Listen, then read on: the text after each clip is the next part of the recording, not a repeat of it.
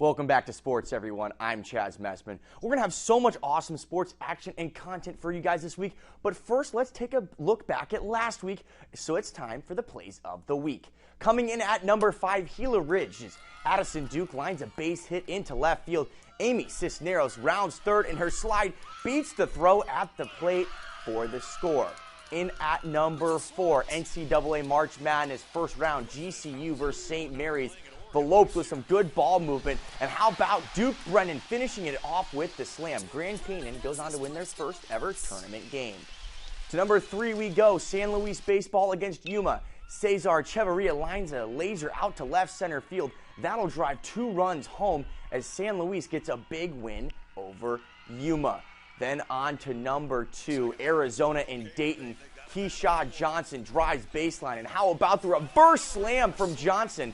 The Wildcats are heading to the Sweet 16 for the second time in 3 years. Look at that one. Ooh.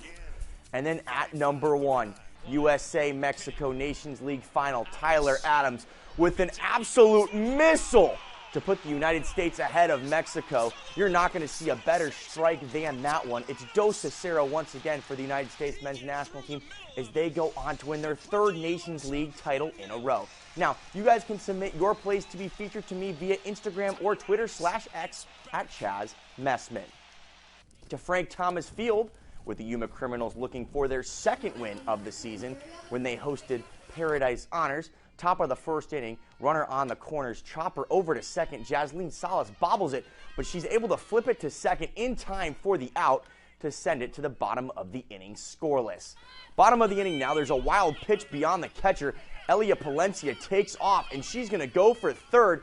She slides, and she is safe. However, the Criminals could not drive her in. On to the second we go. Olivia Jimenez-Falcio bunts, but the throw over to first is past the first baseman.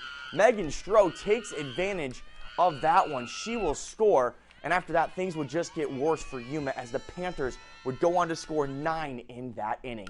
Next inning, Yuma trying to get back into it. Daryl Medell flies one to left. It's past the left fielder. Medell is in for a stand-up double. However, the Crims, they just could not get anything going offensively. And this one is Paradise Honors wins this one big, 16-0. Their 2nd win over Yuma in the past week.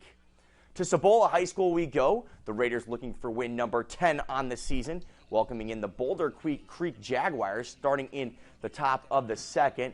Tied at 1. Caden Marks on the hill for the Raiders, and he was on fire today. Called strike 3 right there. 2 outs now in the top of the 4th. Marks once again gets a batter looking to retire the side. Overall, big day for Marks. He goes 6 innings, giving up only 3 hits, 1 run, and striking out 9.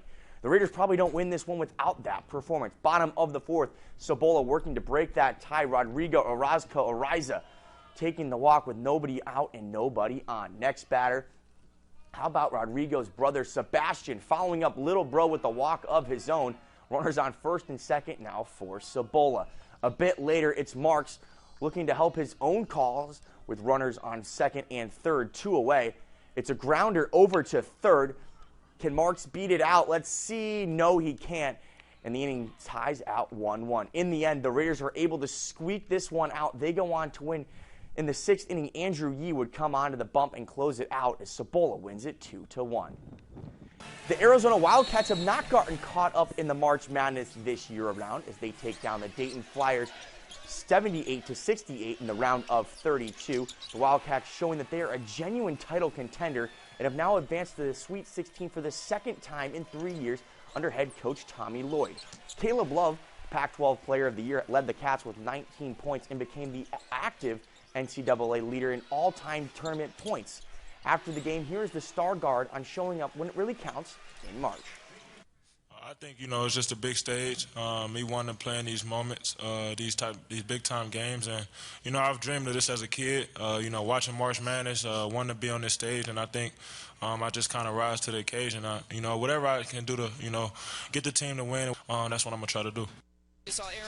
The Grand Canyon Lopes took on Alabama yesterday in the round of 32. The Lopes kept it tight all the way throughout the game, and they even led multiple times in the second half. However, the Lopes didn't score in the final 4 minutes of the game, and they really struggled on rebounds as well in that time.